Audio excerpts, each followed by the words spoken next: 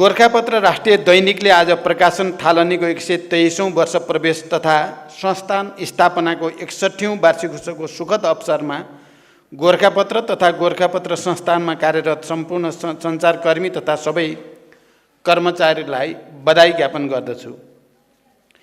नेपालको पहिलो प्रकाशनका रूपमा विक्रम सम्वत 1958 सालको वैशाख 24 गतेबाट गोरखापत्रको प्रकाशन प्रारम्भ भएको हो। विक्रम सम्वत 1991 वैशाख 9 गतेदेखि गोरखापत्र प्रत्येक हप्ताको शुक्रबार प्रकाशित भइरहेको थियो। अर्धसाप्ताहिकको विक्रम सम्वत 2000 असोज 29 गते सातामा मङ्गलबार र शुक्रबार गरी 2 पटक प्रकाशन हुँदै 2003 साल पुस 8 गतेदेखि हप्तामा 3 पटक प्रकाशित हुन थालेको हो। विक्रम सम्वत 2017 साल फागुन 7 गतेदेखि दैनिक रूपमा प्रकाशन भएर आयो।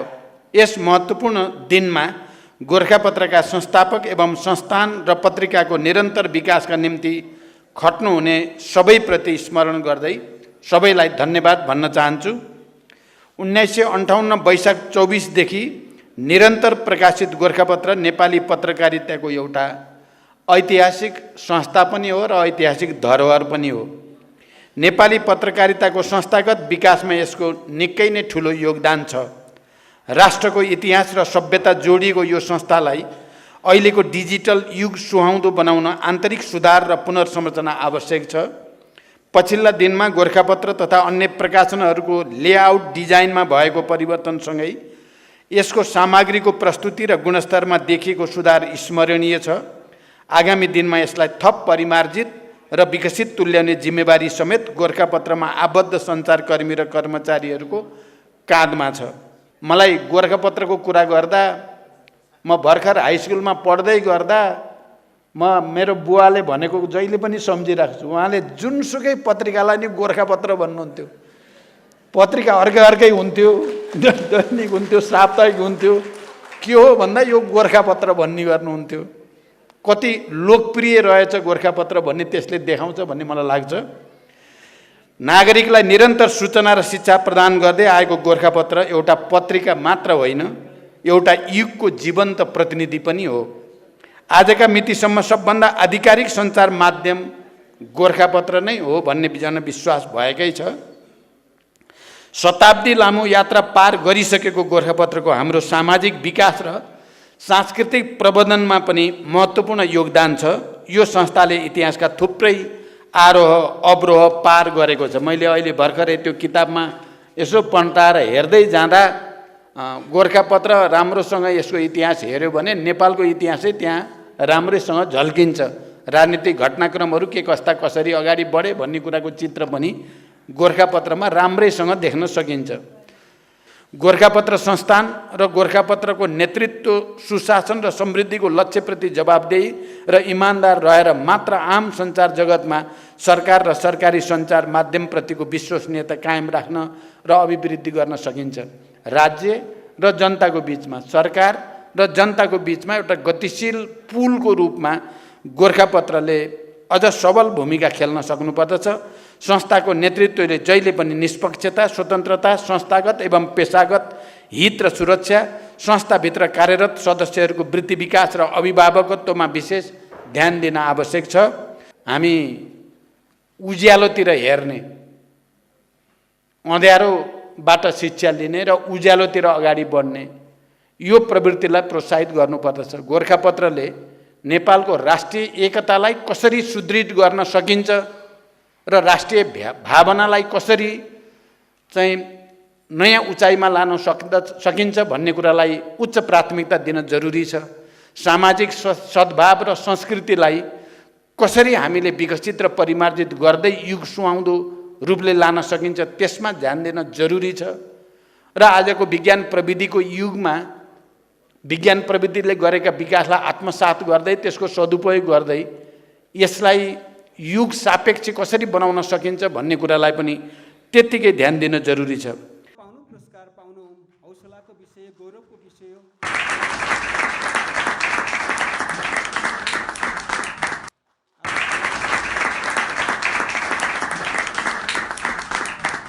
विक्रम सम्वत 1958 वैशाख 24 गते गोरखापत्र प्रकाशन भएको दिनलाई नेपाली पत्रकारिताको आरम्भको दिन मानेर नेपाल सरकारले 2073 देखि वैशाख 24लाई राष्ट्रिय पत्रकारिता दिवसका रूपमा मनाउन थालेको छ। यस उपलक्ष्यमा 8औं राष्ट्रिय पत्रकारिता दिवसका अवसरमा पनि म समस्त नेपाली पत्रकार र सञ्चारकर्मी साथीहरूलाई हार्दिक बधाई तथा शुभकामना व्यक्त गर्दछु। हरेक वर्षको वैशाख 24 को दिन नेपाली पत्रकारिता र सञ्चार क्षेत्रका लागि महत्त्वपूर्ण दिन हो। आजभन्दा 122 वर्ष अघि आजकै दिन गोरखापत्र साप्ताहिकको प्रकाशन सुरु भएर अखबारी पत्रकारिताको जग हालिएको थियो। गोरखापत्र दक्षिण एसिया क्षेत्रमा नै पुराना अखबारहरूको हाराहारीको पत्रिका हुनु हामी सबैका लागि गौरव र खुसीको कुरा हो। कुनै बेला गोरखापत्र नेपाली अखबारको पर्याय थियो। यो नेपालको इतिहासका विभिन्न कालखण्डको प्रत्यक्षदर्शी ऐतिहासिक सामग्रीको सङ्ग्रह पनि हो। नेपाली भाषा, साहित्य र संस्कृतिको संरक्षण र सम्वर्धनमा यसको भूमिका महत्त्वपूर्ण छ। नेपालको आर्थिक, राजनैतिक, सामाजिक विकासका लागि पत्रकारिताका माध्यमबाट गोरखापत्रले पुर्याएको योगदान अविस्मरणीय छ। गोरखापत्र संस्थानका प्रकाशनका रूपमा अङ्ग्रेजी भाषामा द राइजिङ नेपाल र नेपाली भाषामा मधुपर्क, युवा मञ्च र मुना मासिक गोरखापत्रका सहयात्री प्रकाशन बनेका छन्। नयाँ नेपाल दैनिक परिशिष्टमा नेपालमा बोलिने 38वटा राष्ट्रभाषाका सामग्रीले धेरैभन्दा धेरै भाषाभाषी समुदायमा यसको पहुँच विस्तार गर्ने प्रयत्न भएको छ। विद्यालय र विश्वविद्यालयका पाठ्यक्रमहरूमा पनि गोरखापत्रका समाचार सामग्री अध्ययनका विषय बनाइएका छन्। यो सबै नेपाली भाषा र साहित्य तथा पत्रकारिताको विकासमा गोरखापत्रको योगदानको परिणाम हो। सूचना तथा सञ्चार प्रविधिको विकासले यसलाई विधागत र प्रविधिगत आधारमा अझ फराकिलो दायरामा विस्तार गरेको छ। गोरखापत्र अनलाइन प्रकाशन मार्फत विश्वमा नै यसको विस्तार भएको छ। गोरखापत्र र गोरखापत्र संस्थानका अन्य प्रकाशनहरूलाई पनि विधागत, माध्यमगत र प्रविधिगत रूपमा प्रतिस्पर्धी बनाउँदै चुनौती र अवसर दुवै दिएको छ। आम मानिसमा विस्तार हुँदै गएको सूचनाको पहुँच र प्रविधिको सहज प्रयोगबाट गोरखापत्रले पाठक वृद्धि गर्न सक्नुपर्दछ। नेपालमा अखबारी पत्रकारिता आरम्भ गरेको यस पत्रिकाको इतिहास जति गौरवशाली छ, वर्तमान र भविष्यमा त्यो प्रतिष्ठा कायम राख्नु हामी सबैका लागि चुनौतीको विषय पनि हो। बजारमा प्रतिस्पर्धी मात्र होइन, अगुवा पत्रिकाको रूपमा स्थापित गर्न आवश्यक छ। यसका लागि हाम्रो आन्तरिक व्यवस्थापन सबल, सक्षम हुन जरुरी छ र सबल र सक्षम व्यवस्थापनको लागि निरन्तर प्रयत्न हुनेछ र यहाँभित्रका सम्पूर्ण खालका समस्याहरूलाई समाधानका निम्ति निरन्तर पहल भइरहनेछ भन्ने कुरा पनि म अपेक्षा गर्न चाहन्छु। आर्थिक र जनशक्ति व्यवस्थापन दुवै हिसाबले आन्तरिक व्यवस्थापन सबल बनाउन सके गोरखापत्र संस्थानको भविष्य पक्कै पनि उज्यालो छ। संस्थानको पुनर्संरचना आवश्यक छ। गोरखापत्र संस्थानको संरचनागत अवस्था र यसको व्यवस्थापकीय पक्षको गहिरो अध्ययन गरी भौतिक पूर्वाधार, जनशक्ति व्यवस्थापन, बजारको अवस्था र प्रतिफलको लेखाजोखा गर्नु र समीक्षा गर्ने दिन पनि आजको दिन हो भन्ने मलाई लाग्दछ। गोरखापत्र संस्थानका अन्य प्रकाशन भावी पुस्ताका बौद्धिक सम्पत्ति हुन्। तिनको संरक्षणका लागि संस्थानले पुराना प्रकाशनको विद्युतीय अभिलेखीकरण गर्न सुरु गरेको सुन्दा खुसी लागेको छ। यसलाई आम्दानी वृद्धिको स्रोत बनाउनतिर ध्यान दिन पनि आवश्यक छ। अहिलेको प्रतिस्पर्धात्मक बजारमा आफूलाई झन खरो रूपमा उतार्न यो संस्थाले अझ जिम्मेवार, व्यावसायिक तथा विश्वसनीय भएर आफूलाई प्रस्तुत गर्नुपर्दछ। यसमा सफलता प्राप्त होस् भन्ने पनि शुभकामना व्यक्त गर्न चाहन्छु र यसमा कार्यरत सबै जनशक्तिलाई संस्थानप्रति अपनत्व कायम गराएर एकताबद्ध बन्दै अगाडि बढ्न पनि शुभकामना दिन चाहन्छु।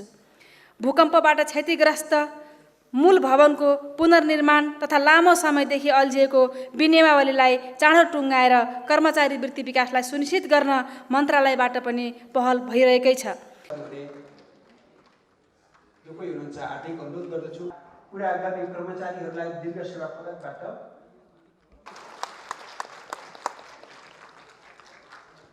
सम्माननीय प्रधानमन्त्रीज्यूले आफ्नो विशेष सम्बोधनमा भन्नुभयो जस्तै पत्रिका भनेकै गोरखापत्र हो।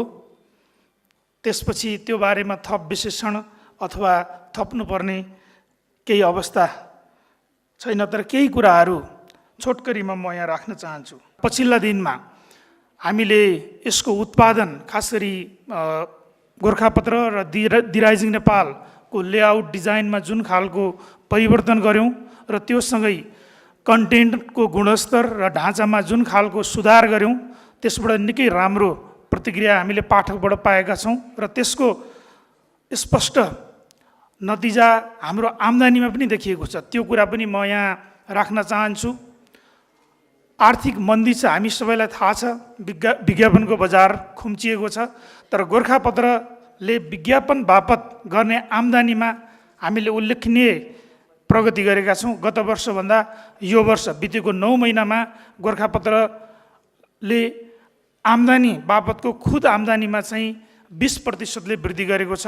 मलाई लाग्छ यसले चाहिँ हामीलाई थप स्वावलम्बी र आत्मनिर्भर हुनका लागि एउटा आत्मबल पनि प्रदान गरेको छ। र अर्को एउटा महत्त्वपूर्ण काम हामीले अगाडि बढाएका छौँ। गोरखापत्र 123 वर्षदेखि गोरखापत्रका जति पनि प्रकाशनहरू छन्, जति पनि यसमा सामग्रीहरू छन्, तस्बिरहरू छन्, त्यो हाम्रो इतिहास हो। हामीले भनिसक्यौँ त्यसलाई सुरक्षित रूपमा सङ्ग्रह गर्नका लागि डिजिटल आर्काइभको परियोजनालाई हामीले प्रभावकारी रूपमा कार्यान्वयन गरेर सम्पूर्ण 123 वर्षका सबै सामग्रीहरू, तस्बिरहरू सबै पाठकहरू, सबै शोधकर्ताहरूले सहज रूपमा हेर्न पाउने अवस्था निर्माण गर्नको लागि गोरखापत्र संस्थानभित्रै अत्याधुनिक ल्याब स्थापना गरेर डिजिटाइजेसनको काम हामी गरिरहेका छौँ र यो आर्थिक वर्षभित्र यो काम हामीले सम्पन्न गर्छौँ। र त्यसले मलाई लाग्छ गोरखापत्रलाई एउटा राष्ट्रको सम्पदाको रूपमा जगेर्ना गर्ने र प्रवर्धन गर्ने काममा हामीलाई सहयोग पुर्याउँछ। र अर्को गोरखापत्र संस्थानसँग जोडिएको अर्को निकै महत्त्वपूर्ण पक्ष छ। हामीले 38वटा भाषामा, नेपाली अङ्ग्रेजी मात्र होइन, 38वटा भाषामा हामीले सामग्रीहरू प्रकाशन गर्छौँ। मलाई लाग्छ राष्ट्रिय एकता र साम्प्रदायिक सद्भावलाई प्रवर्धन गर्ने र जगेर्ना गर्ने एउटा महत्त्वपूर्ण काममा पनि यो संस्था संलग्न भएको छ। हामीले नयाँ नेपाल भनेर धेरै सुन्ने गर्थ्यौँ, तर गोरखापत्रको पेजमा हरेक दिन नयाँ नेपालको चित्र र चरित्र हामीले प्रस्तुत गरिरहेका छौँ। यसमा परिमार्जन र सुधार गर्नुपर्ने आवश्यकता छ, त्यसको लागि पनि हामीले तयारी गरेका छौँ। गोरखापत्रलाई एउटा सरकारी मिडिया अथवा सरकारको मुखपत्रको रूपमा चित्रित गर्ने एउटा प्रवृत्ति थियो र गोरखापत्रले सरकारको भाका र भाषा मात्रै बोल्छ, मन्त्री प्रधानमन्त्रीज्यूहरूको भाषण मात्रै छाप्छ भन्ने जुन खालको एउटा भाष्य स्थापित भएको थियो, त्यो भाष्यलाई, त्यो न्यारेटिभ्सलाई अन्त्य गर्ने प्रयास हामीले गरेका छौँ। र पछिल्ला दिनमा मैले भन्नुपर्छ, निजी मिडिया भन्दा पनि एक कदम अगाडि बढेर हामीले जनसरोकार र व्यथितिका विषयमा खोजमूलक स्टोरीहरू, समाचारहरू, विश्लेषणहरू प्रस्तुत गरेका छौँ र त्यसको पाठकवर्गबाट र सम्माननीय प्रधानमन्त्रीज्यूबाट पनि अघि सम्बोधनको क्रममा पनि हामीले त्यो हौसला प्रदान गऱ्यौँ, माननीय मन्त्रीज्यूबाट पनि प्रदान गऱ्यौँ र त्यही स्पिरिटलाई हामीले निरन्तरता दिने प्रतिबद्धता पनि म व्यक्त गर्न चाहन्छु। र यो सम्मानित अवसरमा सम्पूर्ण गोरखापत्र परिवारको एउटा भावना, अपेक्षा र आग्रह पनि म राख्न चाहन्छु। हाम्रो भवन पूर्वाधारको हिसाबले निकै हामी कमजोर छौँ। 72 सालमा भूकम्पले क्षतिग्रस्त भएको भवनमा अहिले पनि साथीहरू बसेर काम गरिरहेको अवस्था छ। त्यसको पुनर्निर्माणको लागि पहल गरिदिनु हुन म सम्माननीय प्रधानमन्त्रीज्यू, मन्त्रीज्यू हुनुहुन्छ, म आग्रह गर्न चाहन्छु। त्यसै गरी हाम्रो झन्डै 5 वर्षदेखि विनियम अल्झिएर गोरखापत्रका सबै सहकर्मीहरूको स्वाभाविक वृद्धि विकासको प्रक्रिया अवरुद्ध भएको छ र त्यसमा सहजीकरण गरिदिनका लागि पनि म यस अवसरमा अनुरोध गर्न चाहन्छु।